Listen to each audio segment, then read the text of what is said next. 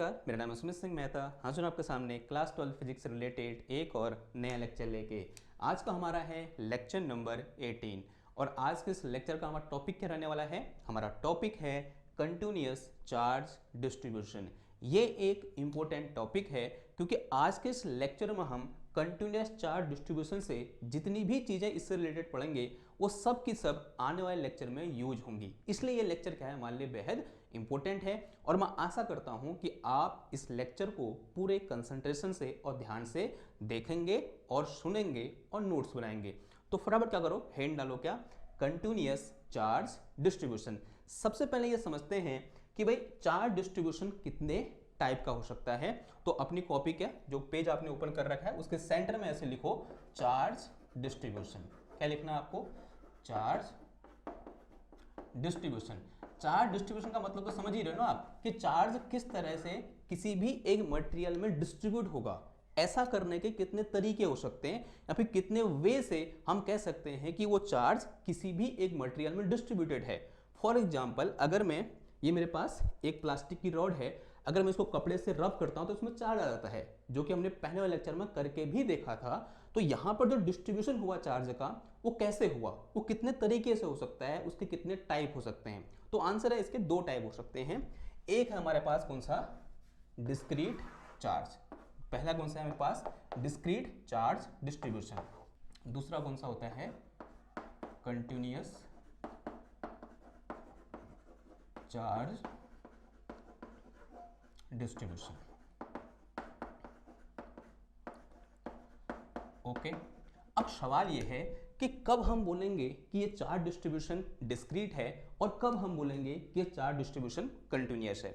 इस पर बात हमने पहले भी एक बार की है, लेकिन दोबारा क्या कर लेते हैं, इस पर एक बार प्रकाश डाल लेते हैं, फिर इसको थोड़ा सा समझ लेते हैं। डिस्क्रीट चार्ज डिस्ट्रीब्यूशन की बात हम तब करेंगे जब मेरे पास बहुत कम अमाउंट ऑफ चार्ज हो, या इसको ऐसे ही बोल सकते हैं, अगर मैं ये बोल रहा हूं कि इस रॉड में कुछ चार्ज आया। अब इस रॉड में जो चार्ज आया वो कैसे आएगा बताओ? या तो इससे इलेक्ट्रॉन बाहर निकले होंगे या फिर इस रॉड में कहीं से इलेक्ट्रॉन आए होंगे, बिकॉज इलेक्ट्रॉन के ट्रांसफर से ही क्या आता है, चार्ज आता है। अगर मेरे पास जो इलेक्ट्रॉन का ट्रांसफर है वो बहुत कम है, यानी एक इलेक्ट्रॉन, दो इलेक्ट्रॉन, तीन इलेक्ट्रॉन की बात कर रहा हूं, तब यहां पर जो चार्ज डिस्ट्रीब्यूशन होगा वो कैसा होगा, हमारा डिस्क्रीट चार्ज डिस्ट्रीब्यूशन होगा। यानी यहां पर क्या होगा, पहला पॉइंट तो क्या आ जाएगा, very small number of electron, very small number of electron की बात करेंगे, या फिर चार्ज पार्टिकल, चार्ज पार्टिकल। जो यहां पर चार्ज पार्टिकल होंगे वो बहुत स्मॉल होंगे, यानी बहुत कम होंगे। ओके, यहां पर उल्टा हो जाएगा, यानी लार्ज नंबर ऑफ इलेक्ट्रॉन या फिर large number of charge particle. और जब इस टाइप का क्या होगा, यहां से इलेक्ट्रॉन का ट्रांसफर, माना यहां से लगभग 10⁻18 इलेक्ट्रॉन यहां से बाहर निकल गए, तो यहां पर जो इस समय चार्ज डिस्ट्रीब्यूशन होगा या फिर इसमें जो चार्ज आएगा वो कैसा होगा, कंटिन्यूअस चार्ज होगा। ठीक है, तो यहां पर क्या होगा, लार्ज नंबर ऑफ इलेक्ट्रॉन्स। ठीक है, यहां बोल सकते हैं charge particle, charge particles. Okay, अब ऑब्वियस सी बात है, अगर यहां पर बहुत small number of electron transfer हो रहा है तो जो चार्ज भी आएगा वो क्या आएगा, बहुत छोटा आएगा। यानी डिस्क्रीट चार्ज डिस्ट्रीब्यूशन की बात हम कब करते हैं, जब हमारे पास बहुत स्मॉल अमाउंट ऑफ चार्ज होता है। यहां पर क्या होगा, small amount of charge, small amount of charge. अब वो कितना स्मॉल हो सकता है, या तो जैसे अप्रोक्सीमेटली 1.6 इंटू 10⁻⁻19 कूलम। ये किस में इलेक्ट्रॉन चार्ज होता है, एक इलेक्ट्रॉन में कितना चार्ज होता है, इतना चार्ज होता है। अगर एक इलेक्ट्रॉन ट्रांसफर हो रहा है तो उसमें कितना चार्ज आएगा, एक इलेक्ट्रॉन के बराबर चार्ज आएगा। अगर यहाँ पर दो इलेक्ट्रॉन ट्रांसफर हो रहे हैं तो कितना चार्ज आएगा, 3.2 इंटू 10⁻⁻19 इलेक्ट्रॉन के बराबर चार्ज आएगा। और यहाँ पर जो मैंने चार्ज की क्वांटिटी लिखी है ये बहुत स्मॉल है, यानी it is very very small amount of charge. जब इस टाइप का चार्ज हमारे पास होगा तो हम किस टाइप के डिस्ट्रीब्यूशन की बात करेंगे, डिस्क्रीट डिस्ट्रीब्यूशन की बात करेंगे। वहीं दूसरी ओर अगर मेरे पास क्या हो, लार्ज अमाउंट ऑफ चार्ज हो, क्या हो, लार्ज अमाउंट ऑफ चार्ज हो, तब हम कंटिन्यूअस चार्ज डिस्ट्रीब्यूशन की बात करेंगे। अब कितना लार्ज, जैसे अगर मेरे पास क्या हो, 1 कूलम्ब चार्ज हो, 2 कूलम्ब चार्ज हो, 3 कूलम्ब चार्ज हो, अगर मेरे पास चार्ज की क्वांटिटी ऐसी है तो मैं उस समय किस टाइप के चार्ज डिस्ट्रीब्यूशन की बात करूंगा, कंटिन्यूअस चार्ज डिस्ट्रीब्यूशन की बात करूंगा। ओके, फिर यहां आते हैं इस रिलेटेड एक और पॉइंट। जब भी मैं डिस्क्रीट चार्ज डिस्ट्रीब्यूशन की बात कर रहा हूं तो यहां पर हमें क्या लगाना पड़ेगा, जो क्वांटाइजेशन है चार्ज का उसको हम इग्नोर नहीं कर सकते हैं। We can not ignore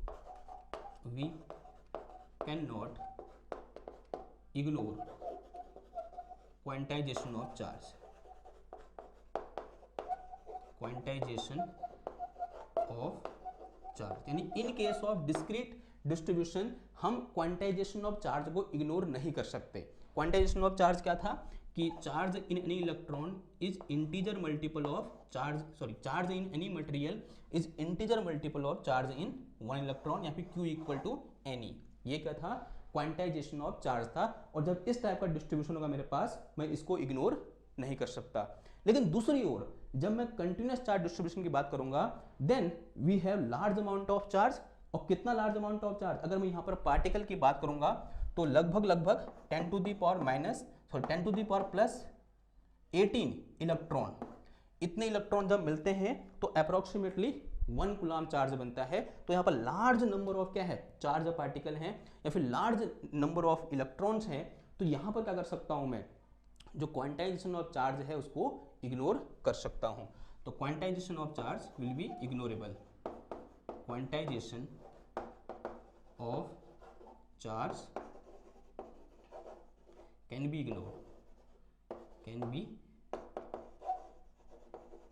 ignored, quantization of charge क्या कर सकता हूं मैं, इग्नोर कर सकता हूं। ठीक है, इस पर डिस्कस हमने पहले भी कर रखा है। जब हम क्वांटाइजेशन ऑफ चार्ज पढ़ रहे थे तब भी वहां पर हमने ये डिस्कस कर रखा है कि क्यों हम इसको यहां पर इग्नोर नहीं कर सकते और यहां इग्नोर कर सकते हैं। आंसर सेम है कि यहां पर large number of charge particle हैं और यहां पर very small number of charge particle है। 1 इलेक्ट्रॉन, 2 इलेक्ट्रॉन, 3 इलेक्ट्रॉन की बात कर रहे हैं। लेकिन यहां पर हम दूसरी ओर 10 टू दी पावर 18 इलेक्ट्रॉन की बात कर रहे हैं, जो कि बहुत बड़ा नंबर है।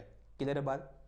ओके, अगला पॉइंट, अगर मैं सिंबॉलिकली इस डिस्क्रीट चार्ज डिस्ट्रीब्यूशन को दिखाना चाहता हूं तो कैसे दिखाऊंगा। मान लिया मेरे पास यहां पर एक एलिमेंट्री कोई मेरे पास एक मटेरियल है, माना ये पेन है या बोलते हैं कोई कागज का टुकड़ा है। मैं ये बोल रहा हूं कि मुझे इस पर डिस्क्रीट चार्ज डिस्ट्रीब्यूशन को दिखाना है। कैसे दिखाऊंगा, मैं ये बोलूंगा कि यहाँ पर एक पॉइंट चार्ज यहाँ है, एक पॉइंट चार्ज यहाँ है, एक पॉइंट चार्ज यहाँ है, एक पॉइंट चार्ज यहाँ है। Let us say this is Q1, this one is Q2, this one is Q3, this one is Q4।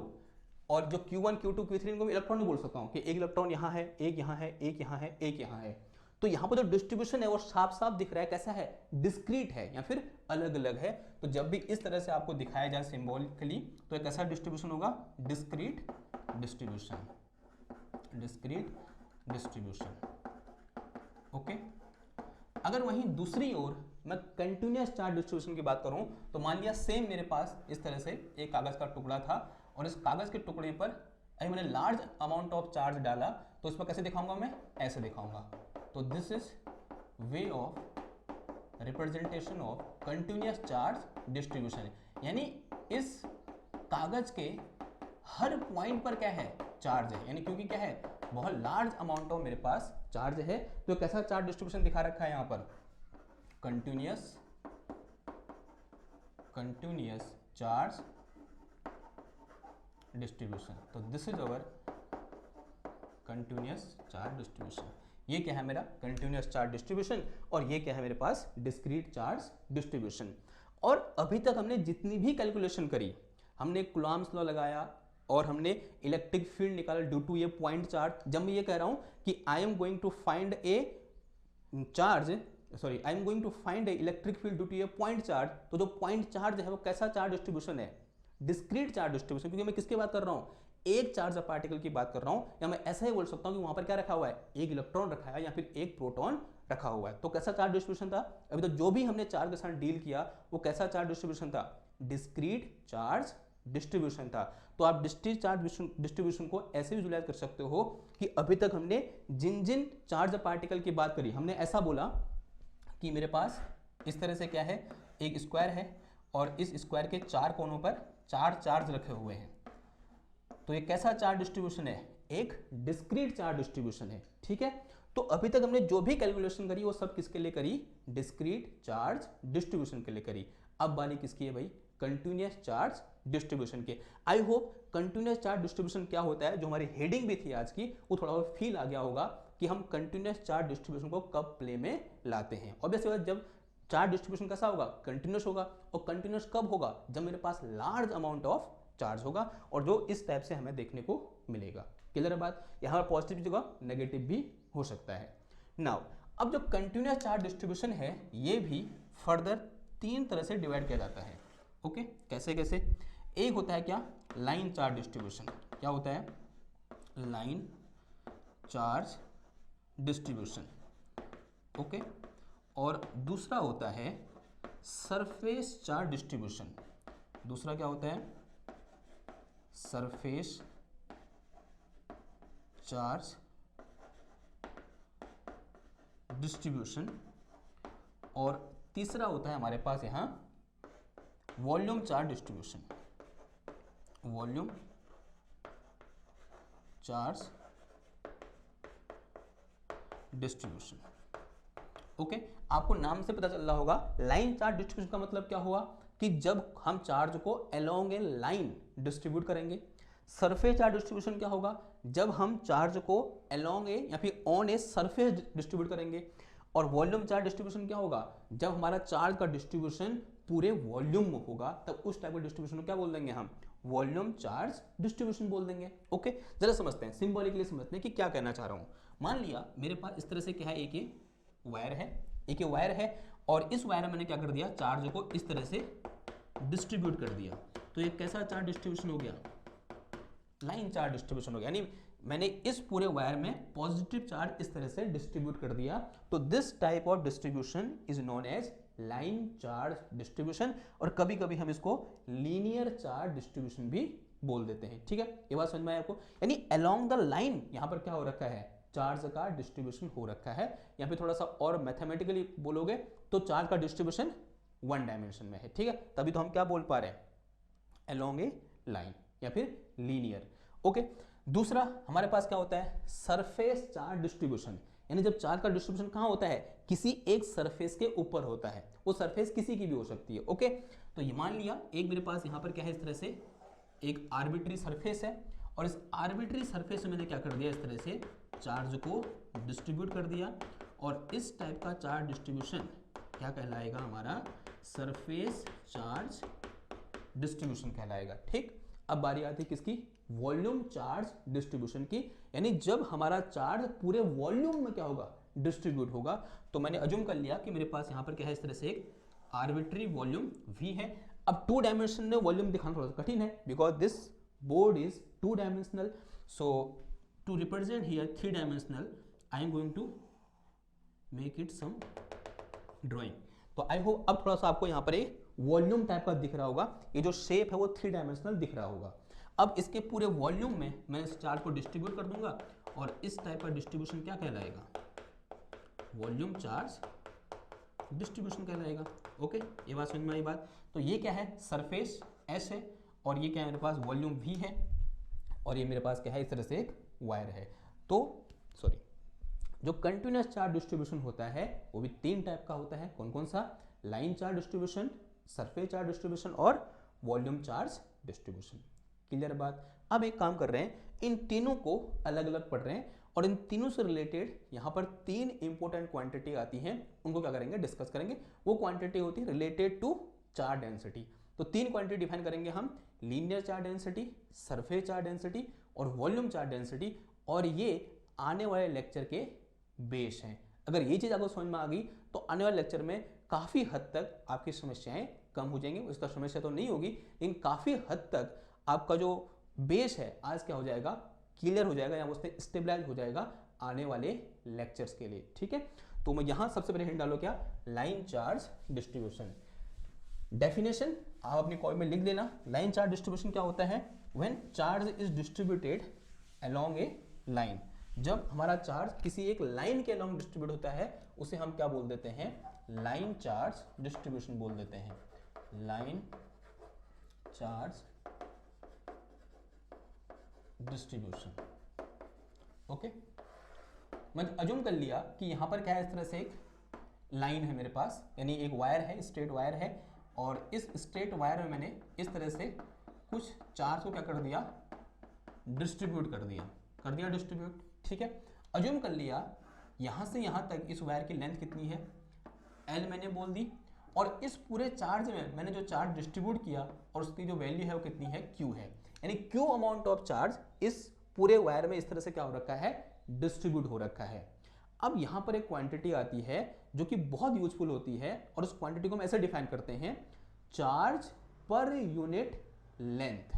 कैसे डिफाइन करते हैं, charge per unit length, and this quantity is known as linear charge density. Okay, तो इसके answer point बनाना है, ऐसे hidden डालो, क्या linear या फिर line charge density, line charge density, and line charge density is represented by lambda. ध्यान रखना किससे दिखाते हैं इसको, लैम्डा से दिखाते हैं, and this line charge density is defined as charge per unit length. याद रखना क्या, चार्ज पर यूनिट लेंथ। तो लिख दो यहाँ पर line charge density is defined as charge per unit length and it is represented by lambda. तो यहाँ से लैम्डा इक्वल टू कितना हो जाएगा, चार्ज पर यूनिट लेंथ, यानी कितना आ जाएगा, Q अपॉन L। तो this is our numerical value, और we can say expression for line charge density या फिर लीनियर चार्ज डेंसिटी। अब यहां से मैं क्या कर सकता हूं, इसकी यूनिट निकाल सकता हूं। तो unit of line charge density कितनी आ जाएगा बताओ, देखो ऊपर कितना है, चार्ज है तो कुलाम आ जाएगा, नीचे कितना है, L है तो कितना आ जाएगा, मीटर आ जाएगा, यानी कुलाम पर मीटर हो जाएगा। और कभी कभी डायमेंशन फॉर्मूला पूछ देता है, तो डायमेंशन फॉर्मूला क्या हो जाएगा, चार्ज क्या होता है, 80 होता है, और नीचे मेरे पास क्या है, L मीटर है, यानी L का कितना होता है, मीटर सॉरी लेंथ है, लेंथ का कितना होता है, L होता है। ठीक है, तो क्या आ जाएगा इसका डायमेंशन फॉर्मूला, L -1 ऊपर जाएगा तो ये, और ये कितना आ जाएगा, AT आ जाएगा। तो this is dimensional formula of our line charge density. Now कभी कभी आपको ये सेम फॉर्मूला दूसरे रूप में देखने को मिल सकता है। कैसे, अगर मैं अज्यूम करूं कि अगेन मेरे पास इस तरह से क्या है, एक लाइन है, और इसके अलोंग इस तरह से चार्ज हमारा डिस्ट्रीब्यूटेड है। मैंने क्या किया, इसकी पूरी लेंथ को लेकर इसमें क्या लिया, एक लाइन एलिमेंट ले लिया। अब ध्यान सुनना बात को, ये पूरी लाइन है यहाँ से यहाँ तक, इस लाइन में एक छोटा एलिमेंट क्या कहलाएगा, लाइन एलिमेंट कहलाएगा। तो मैंने छोटा एलिमेंट ये ले लिया। ओके, तो this is my line element, यानी इस पूरी लेंथ का एक छोटा सा पार्ट, और बहुत छोटा पार्ट, इतना छोटा पार्ट कि वो जीरो के, उसकी वैल्यू जो है जीरो के बहुत पास है, तो उसे मैं क्या बोलूंगा, line element.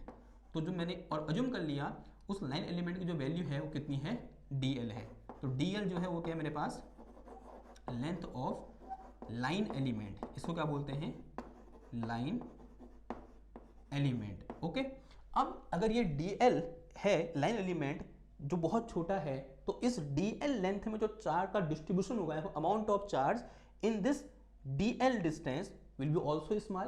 Late us say this charge is DQ। Okay, और DQ क्या है यहाँ पर, चार्ज ऑफ लाइन एलिमेंट।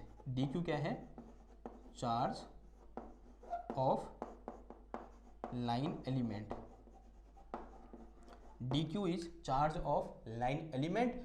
अब इस पर्टिकुलर पॉइंट के लिए अगर मैं लैम्डा निकालना चाहूं तो क्या आ जाएगा बताओ, charge per unit length, charge की वैल्यू कितनी है, DQ है, और लेंथ कितनी है मेरे पास, DL है। तो some time lambda can be also written as in this way, DQ upon D lambda. इस तरह से भी क्या कर सकते हैं हम, जो मेरे पास लाइन चार्ज डेंसिटी है उसको लिख सकते हैं, या फिर उसके एक्सप्रेशन को लिख सकते हैं। और कभी कभी बुक में आपको ऐसा भी दिखेगा कि this lambda is equal to delta Q upon delta L। Okay, यहाँ पर अगेन जो डेल्टा L है वो क्या है, लाइन एलिमेंट है, और डेल्टा Q क्या है, इस लाइन एलिमेंट का चार्ज है। अब ऐसा करने से क्या फायदा होता है आपको, ये जो मैंने लाइन एलिमेंट यहाँ पर लिया, इस लाइन एलिमेंट में कितना चार्ज है, DQ चार्ज है। अब आने वाले थोड़ी देर में हम समझेंगे कि this DQ can be treated as point charge, यानी इस जो DQ मेरे पास चार्ज है ना, छोटा सा ये लाइन एलिमेंट का, ये इस DQ को मैं as a point charge consider कर सकता हूं। उसका फायदा होगा ऐसा करने से, और भी पता चल जाएगा थोड़ी देर के बाद। ओके, बहरहाल आगे बढ़ते हैं दूसरे चार्ज डिस्ट्रीब्यूशन में, और हमारे पास क्या है, सरफेस चार्ज डिस्ट्रीब्यूशन। हेड डालो क्या, सरफेस चार्ज डिस्ट्रीब्यूशन।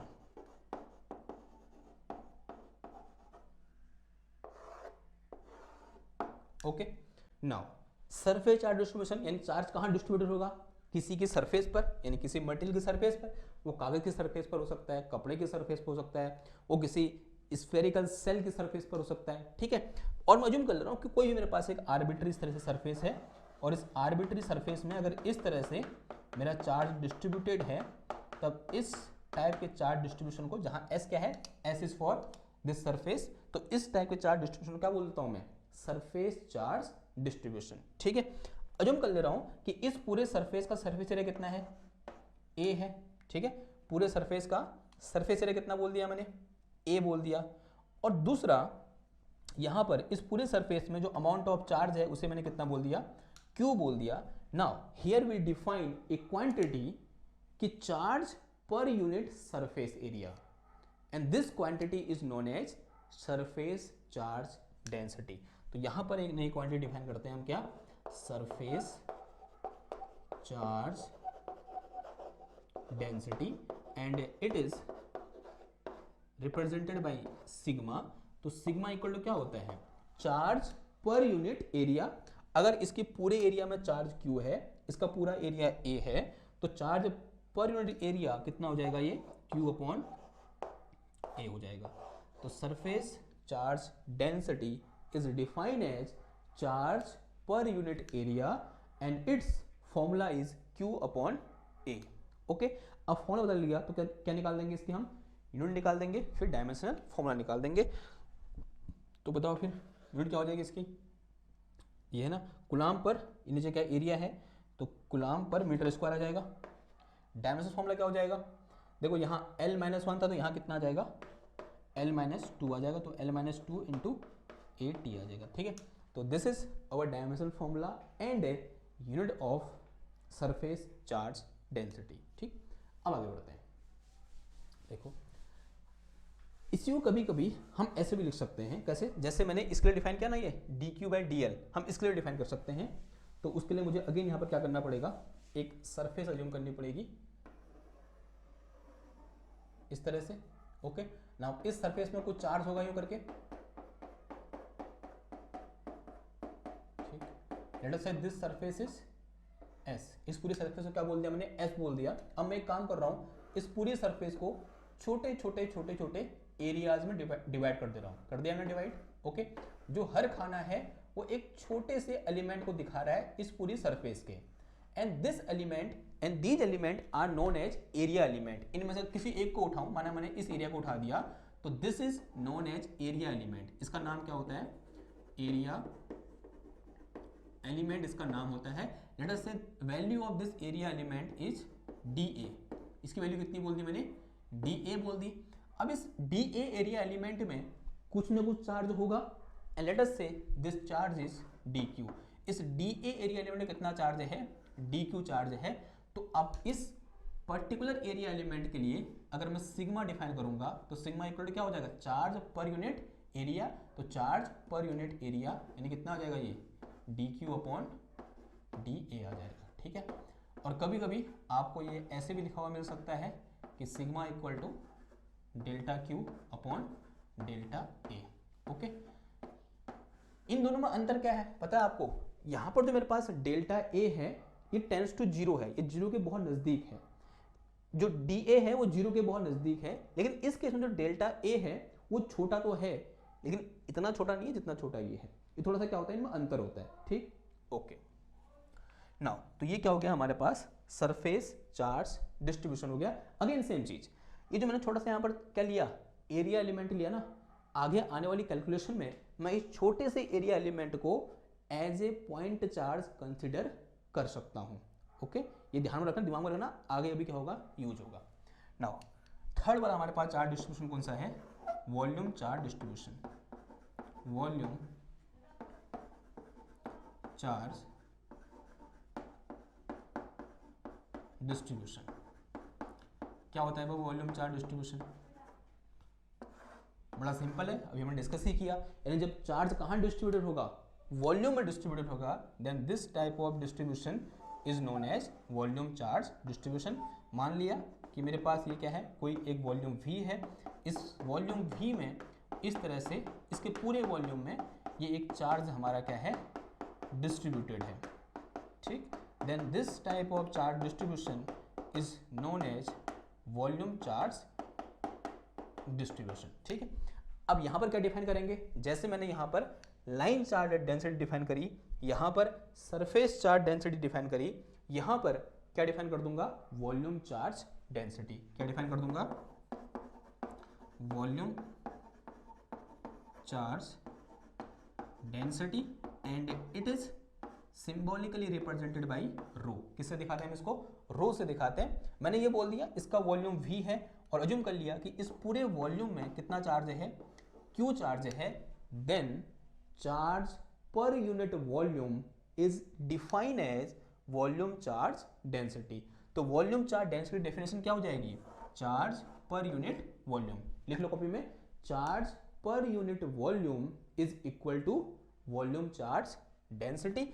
और अगर मैं फॉर्मूला लिखूंगा तो रो इक्वल टू कितना आ जाएगा, चार्ज पर यूनिट वॉल्यूम, यानी Q अपॉन V। तो this is formula of our volume charge density. अब मेरे पास फॉर्मूला है तो क्या निकाल दूंगा, इसके मैं SI यूनिट निकाल दूंगा। तो इसके SI यूनिट की अगर मैं बात करूंगा, बताओ क्या हो जाएगी, ऊपर चार्ज है नीचे वॉल्यूम है, तो कूलम पर मीटर क्यूब आ जाएगी।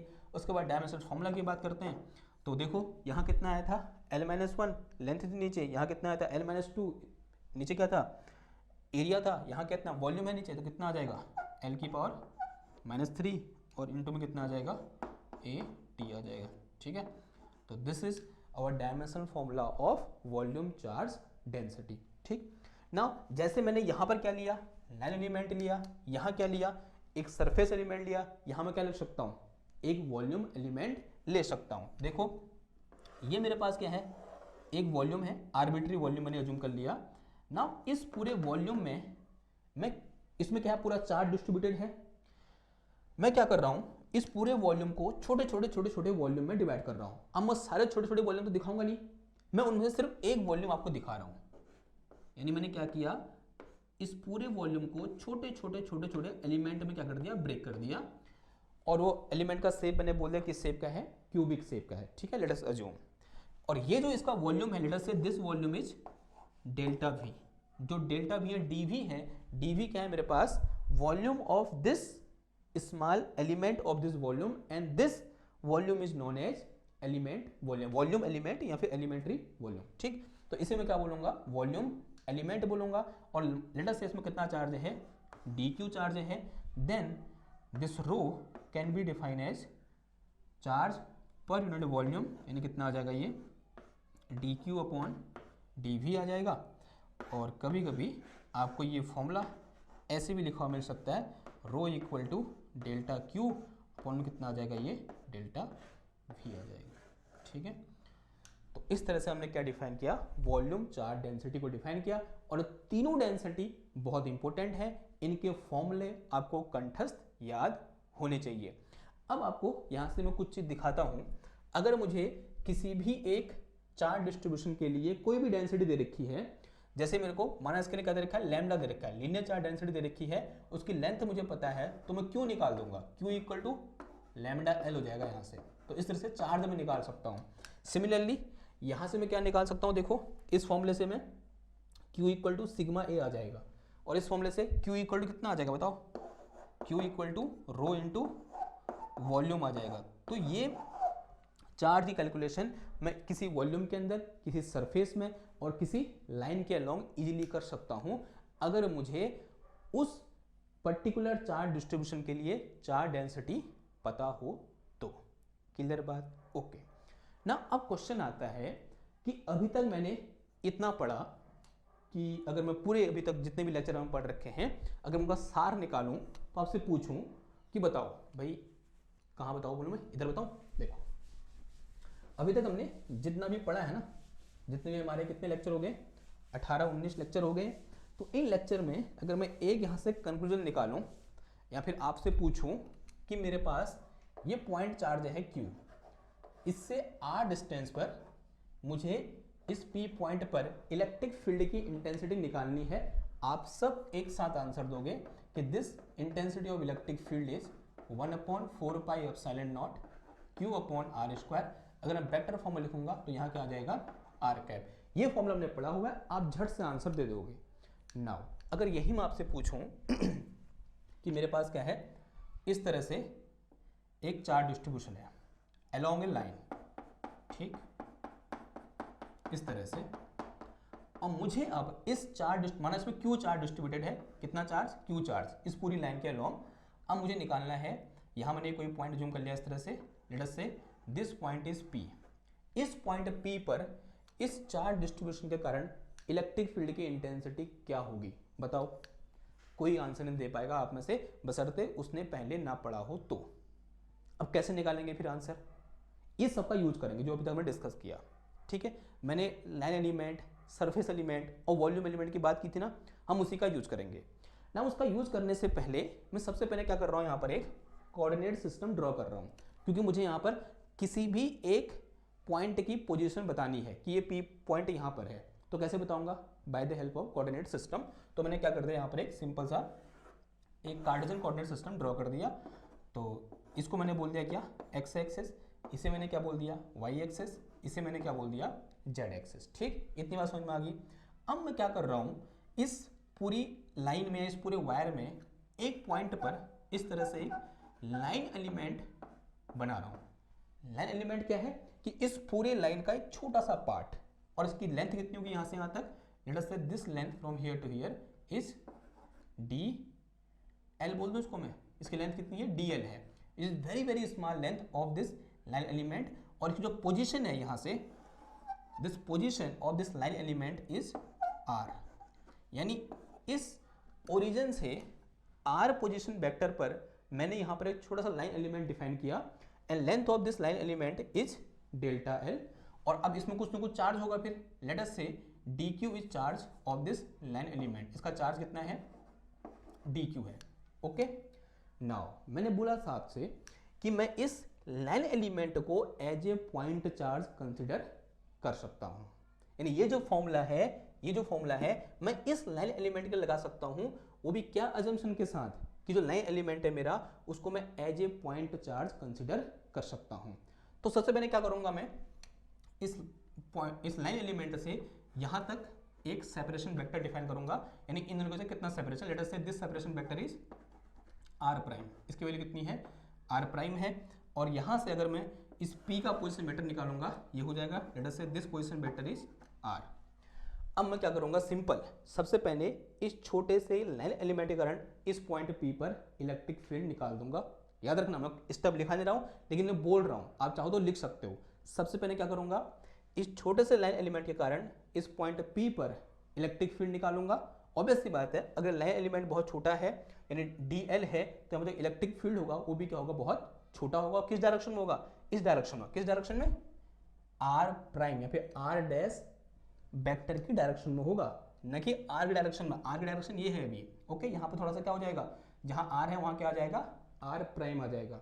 तो electric field due to this small line element will be equal to DE vector. D क्यों लगाया, because it is very very small. This will be equal to, ये formula same, कितना है मेरे पास, 1/4 pi epsilon nought Q की जो कितना आ जाएगा, इसमें कितना चार्ज है, डी क्यू चार्ज है, अपॉन आर स्क्वायर। आर क्या है, यहाँ से यहाँ तक का सेपरेशन, और यहाँ पर क्या आ जाएगा, यहाँ से यहाँ तक का सेपरेशन कितना है, आर प्राइम का स्क्वायर। ओके, अब यहाँ वेक्टर है तो यहाँ डायरेक्शन लिखनी पड़ेगी, तो किस डायरेक्शन में होगा, आर प्राइम की डायरेक्शन में, यानी यहाँ पर क्या लिखूंगा मैं, unit vector in the direction of R prime. ठीक है, ओके ना। अब यहाँ थोड़ा सा कैलकुलेशन कर सकता हूँ। अभी हमने डिफाइन किया था, अगर इसका linear charge density, line charge density lambda हो, तो lambda equal to D Q upon D L. तो डी क्यू इक्वल टू कितना आ जाएगा, लैम्डा इंटू डी एल आ जाएगा। तो इसकी वैल्यू उठा के यहाँ पुट कर दो, तो यहाँ से मेरे पास D E vector will be equal to 1/4 pi epsilon not, ये कितना आ जाएगा, लैम्डा इंटू डी एल, और अपॉन में कितना आ जाएगा, ये आर प्राइम का स्क्वायर, और ये कितना आ जाएगा, आर प्राइम कैप आ जाएगा। ठीक है ना, अब मुझे निकालना क्या है, इस पूरे वायर के कारण यहाँ पर कितना इलेक्ट्रिक फील्ड होगा, तो क्या कर दूंगा, इस इक्वेशन 1 को इंटीग्रेट कर दूंगा। तो now on integrating equation 1, last step में क्या करूंगा, तो जो इससे कारण इलेक्ट्रिक फील्ड निकला ना, उस इलेक्ट्रिक फील्ड को क्या कर देंगे हम, इंटीग्रेट कर देंगे, और क्या निकल के आ जाएगा, इस पूरे वायर के कारण यहाँ पर इलेक्ट्रिक फील्ड निकल के आ जाएगा। अब क्वेश्चन ये है कि क्यों इंटीग्रेट किया। इंटीग्रेट इसलिए किया क्योंकि मैंने पहले इस लाइन एलिमेंट का कारण निकाला, फिर यहाँ पर एक और लाइन एलिमेंट बना दूंगा, फिर उसका कारण निकालूंगा, फिर एक और लाइन एलिमेंट, फिर उसका कारण निकालूंगा, फिर यहाँ पर एक और लाइन एलिमेंट, उसका कारण निकालूंगा, फिर यहाँ पर एक और लाइन एलिमेंट, फिर उसके कारण यहाँ पर इलेक्ट्रिक फील्ड निकालूंगा, एंड सो ऑन। इस पूरे वायर को छोटे छोटे छोटे लाइन एलिमेंट में तोड़ूंगा और हर लाइन एलिमेंट के कारण यहाँ पर इलेक्ट्रिक फील्ड निकाल दूंगा। और ये काम मैं फिजिकली न कर कर मैथमेटिकली करूंगा। उसके बाद हमारे पास एक टूल होता है, and that tool is known as integration. Integration का मतलब भी क्या है, छोटे छोटे छोटे एलिमेंट को जोड़ते जाओ। मैंने एक एलिमेंट के कारण निकाला, तो अब बाकी के निकालने की जरूरत नहीं है, उस सेम को ही क्या कर दो, उतनी बार जोड़ दो। क्लियर बात, उसका मैथमेटिकल कहने का क्या तरीका हुआ, इंटीग्रेशन कर दो अलोंग दिस लाइन। क्लियर, तो यहाँ से मेरे पास integration of d vector will be equal to integration 1/4 pi epsilon not lambda into D l upon are prime का स्क्वायर, ये कितना आ जाएगा, आर प्राइम कैप। इसका इंटीग्रेशन कितना हो जाएगा, ई वेक्टर हो जाएगा, बिकॉज डी का कितना हो जाएगा, ई हो जाएगा। देखो 1/4 पाई एप्सिलॉन नॉट कांस्टेंट है, बाहर आ जाएगा, अंदर कितना बचेगा, integration lambda into delta L, this is are prime square, this is are prime cap. अब इस इंटीग्रेशन को सॉल्व करने के लिए मुझे यहाँ पर लैम्डा चाहिए, फिर मैं सॉल्व कर दूंगा। लेकिन आप थोड़ा सा खुशकिस्मत हो, आपसे सिर्फ ये फॉर्मूला पूछा जाता है, इससे रिलेटेड क्वेश्चन नहीं आएगा, क्योंकि आपके वहाँ बायो के बच्चे भी होते हैं। तो this is formula for electric field due to line charge distribution.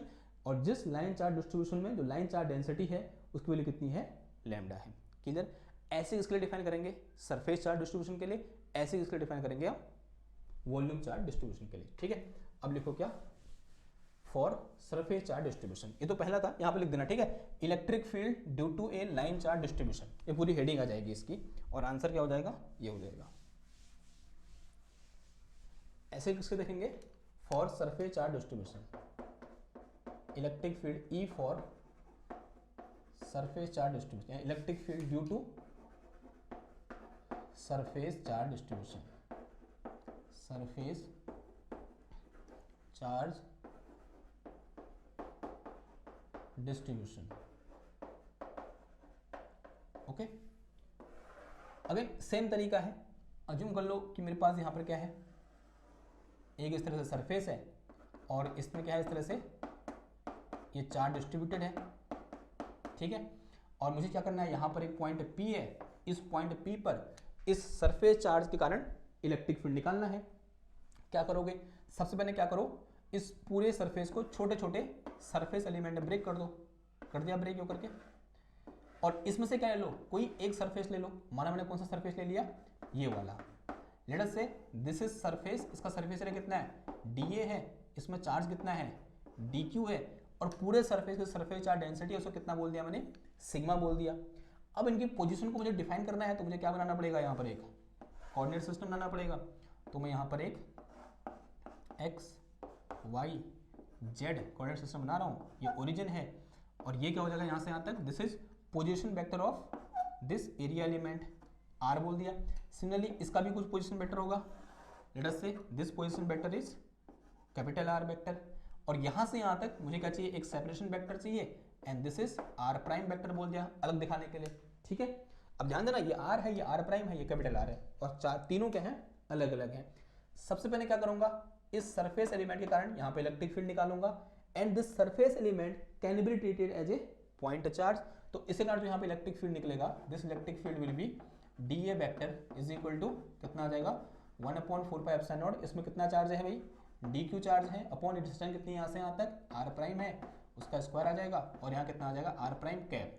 Here r prime cap is a unit vector in the direction of r prime vector. ठीक, नाउ अब मैं यहाँ से अगर सिग्मा की वैल्यू निकालूं, तो सिग्मा इक्वल टू कितना हो जाएगा, delta Q upon delta A। तो यहाँ से डेल्टा Q इक्वल टू कितना आ गया, सिग्मा इंटू डेल्टा A आ गया। ये वैल्यू उठा के यहाँ पुट कर दो, तो यहाँ से मेरे पास DE इक्वल टू कितना आ गया, 1/4 पाई, डेल्टा नहीं D है, याद रखना। तो this is sigma d A upon this is are prime का square, this is are prime cap. ये तो किसके कारण निकला, इस छोटे से एरिया एलिमेंट के कारण। अगर पूरे के कारण निकालना चाहता हूँ तो फिर इसके कारण निकालूंगा, फिर इस एरिया एलिमेंट के कारण, फिर इस एरिया एलिमेंट के कारण, फिर इस एरिया एलिमेंट के कारण, फिर इसके, फिर इसके, फिर इसके, फिर इसके, फिर इसके सब कारण निकालूंगा, सबको ऐड कर दूंगा। ये मैं फिजिकली निकाल कैसे कर दूं, मैथमेटिकली कर दूं।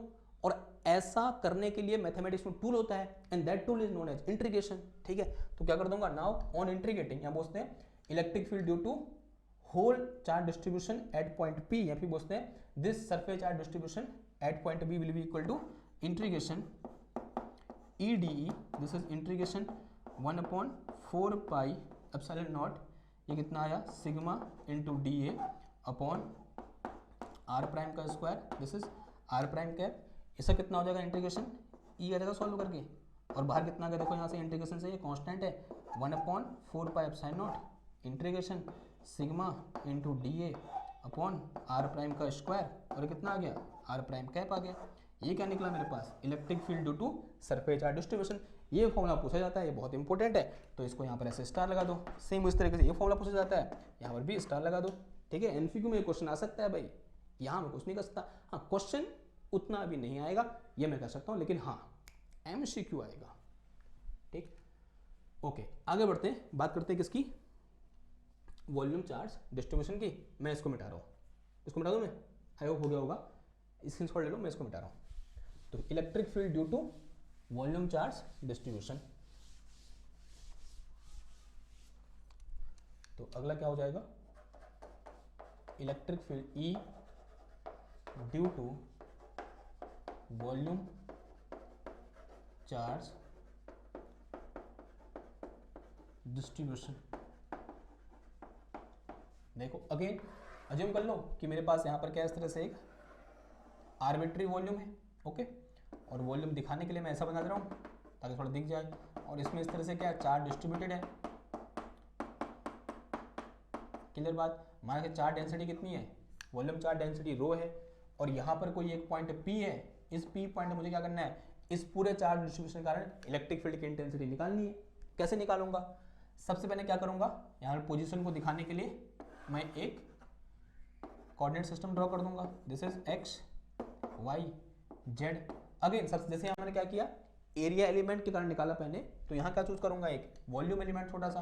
तो late us say this is my a very very small volume element, इसकी वैल्यू में कितनी बोल दी मैंने, डी भी बोल दी, और अज्यूम कर लिया इसमें कितना चार्ज है, डी क्यू चार्ज है, और अज्यूम किया इस वॉल्यूम एलिमेंट का जो पोजीशन वेक्टर है वो कितना है, आर वेक्टर है, और जो पॉइंट P है जहां मुझे इलेक्ट्रिक फील्ड निकालना है उसका पोजीशन वेक्टर क्या है मेरे पास, कैपिटल आर वेक्टर है, ओके। और इस वॉल्यूम एलिमेंट से लेकर इस पॉइंट P का जो सेपरेशन वेक्टर है उसको कितना बोल दिया मैंने, आर प्राइम वेक्टर बोल दिया, okay. Now electric field due to this volume element at point P will be treated as, will be find as, जैसे हम किसका निकालते हैं, पॉइंट चार्ज का निकालते हैं, तो कितना आ जाएगा बताओ, D E vector is equal to 1/4 pi epsilon nought, और कितना आ जाएगा, क्यू की जगह डी क्यू आ जाएगा, आर की जगह सेपरेशन वेक्टर कितना है, आर प्राइम का स्क्वायर, और यहाँ कितना आ जाएगा, आर प्राइम कैप आ जाएगा। अब देखो हमने कल ही कल बोल रहा हूँ, थोड़ी देर डिस्कस किया था, क्या रो इक्वल टू कितना आ जाएगा, d Q upon d v, charge per unit volume, तो डी क्यू इक्वल टू कितना आ जाएगा, रो इंटू डी वी, उठा के यहाँ पुट कर दो, तो यहाँ से मेरे पास D e is equal to कितना है, ये 1/4 pi epsilon not, this is rho into d v upon कितना आ गया, आर प्राइम कैप का स्क्वायर, सॉरी आर प्राइम का स्क्वायर, और ये कितना आया, आर प्राइम कैप आ गया। अब ये तो किस कारण निकला, एक वॉल्यूम एलिमेंट के कारण। ऐसे यहाँ पर बहुत सारे वॉल्यूम एलिमेंट हैं, सबके कारण यहाँ पर निकालूंगा मैं और फिर सबको ऐड कर दूंगा। उसी का मैथमेटिकल तरीका क्या होता है, इंटीग्रेशन कर दो। Now on integrating both side कितना आ जाएगा, ये integration of d e will be equal to integration 1/4 pi epsilon not, this is rho into d v upon are prime का स्क्वायर इंटू कितना है, यहाँ पर कितना आ गया, आर प्राइम कैप आ गया। देखो डी का इंटीग्रेशन कितना हो जाएगा, सिंपल ई हो जाएगा, एंड दिस इज, ये कांस्टेंट है, इंटीग्रेशन के बाहर आ जाएगा 1/4 pi epsilon not integration rho into d v upon are prime का स्क्वायर, और ये कितना आ गया, r cap, r prime cap, ठीक है। क्लियर बात? ओके, ये जो इंटीग्रेशन है इसका नाम क्या होता है? Volume integration. ये जो इंटीग्रेशन है इसका नाम क्या होता है? Surface integration. ठीक है, इन इंटीग्रेशन के अलग अलग नाम भी होते हैं, लेकिन फिलहाल के लिए आपको बस इतना पता होना चाहिए कि फॉर्मूला क्या होता है और कैसे निकालते हैं, अप्रोच क्या होती है। क्लियर है इतनी बात? अब मैं आपसे बार बार क्यों कह रहा हूँ कि सिर्फ फॉर्मूला क्यों पता होना चाहिए, तो आंसर बड़ा सिंपल है भाई। अगर मैं आपको दे दूँ ना, एक सिंपल सी प्रॉब्लम दे दूँ, मैं ये बोलूँ कि मेरे पास एक स्फीयर है, इसमें इस तरह से चार्ज डिस्ट्रीब्यूटेड है, ठीक है, और अज्यूम कर लूँ इसकी जो surface charge volume charge density है वो रो है, और बोलूँ इसके सेंटर से r डिस्टेंस पर इस पॉइंट P पर इलेक्ट्रिक फील्ड निकालो। क्लास 12th में ऐसा बच्चा एक भी नहीं होगा जो ये निकाल देगा, किसी किसी को छोड़कर, क्योंकि इसके लिए मुझे ये इंटीग्रेशन सॉल्व करना पड़ेगा, और and it is very very tedious part. मतलब एक ही बार कैलकुलेशन करोगे ना 3 लाइन में जाता है। क्यों बोल रहा हूँ? मैंने कर रखा है और मैंने इसके लिए निकाला भी है, आप जाके देख सकते हो। जो मेरी हायर लेवल की जो क्या है फिजिक्स जो मैंने पढ़ा रखी है, जिसमें कम से कम 700-800 लेक्चर हैं, आप वहाँ जाकर देख सकते हो किस तरह से इसके लिए इलेक्ट्रिक फील्ड निकलता है बाय यूजिंग दिस फॉर्मूला। लेकिन it is very tedious work. देखो, अगर वो बीएससी कर रहा है, एमएससी कर रहा है, उसके लिए तो टीडियस नहीं है, लेकिन अभी तुम बच्चे हो ना, तुम इतना हैंडल नहीं कर सकते, तो क्या तुम इसका इलेक्ट्रिक फील्ड नहीं निकालोगे? इसको छोड़ दोगे? नहीं छोड़ोगे। तुम्हारे पास क्या होता है? गॉस लॉ होता है, और आप गॉस लॉ का यूज करोगे। अब वो कैसे यूज होगा वो आने वाले लेक्चर में डिस्कस करेंगे, और उस टॉपिक का नाम क्या होगा? Application of Gauss law. यानी जो जो चीज़ें आपको यहाँ पर बहुत टीडियस लगेंगी जब आप सॉल्व करोगे, वो वहाँ पर चुटकी में सॉल्व हो जाएंगी। That's why Gauss law is very very important. और हमारे वहाँ गॉस लॉ के 3 एप्लीकेशन है, और तीनों में हमें क्या करना होता है? डिफरेंट डिफरेंट चार्ज डिस्ट्रीब्यूशन के कारण इलेक्ट्रिक फील्ड निकालना होता है। पहला है due to a infinitely long uniformly charge wire, और दूसरा है हमारे पास यही, इसके कारण क्या है मेरे पास है? स्फेरिकल सेल और स्फेयर, और फिर तीसरा है हमारे पास एक प्लेन शीट। और तीनों एप्लीकेशन बहुत इंपॉर्टेंट है। यहाँ से हर साल एक क्वेश्चन पूछा जाता है, इन 3 में से एक क्वेश्चन तो आना ही आना है 5 नंबर का। इस साल कौन सा वाला आया था?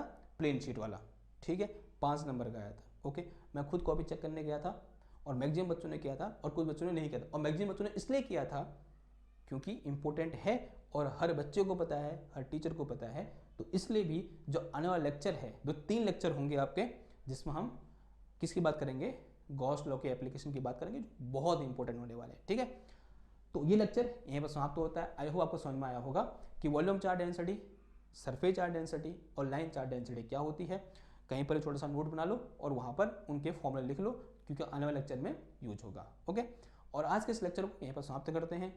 अगर आपको लगता है कि ये लेक्चर आपकी लाइफ में कुछ वैल्यू ऐड करते हैं और आपको आपकी पढ़ाई में थोड़ा बहुत मदद करते हैं, जितने भी करते हैं, तो आप उसके अनुसार इसको लाइक करो, शेयर करो, सब्सक्राइब करो। मैं मिलता हूँ आपसे नेक्स्ट क्लास में एक और नए टॉपिक के साथ। तब तक के लिए थैंक यू, धन्यवाद, बाय बाय।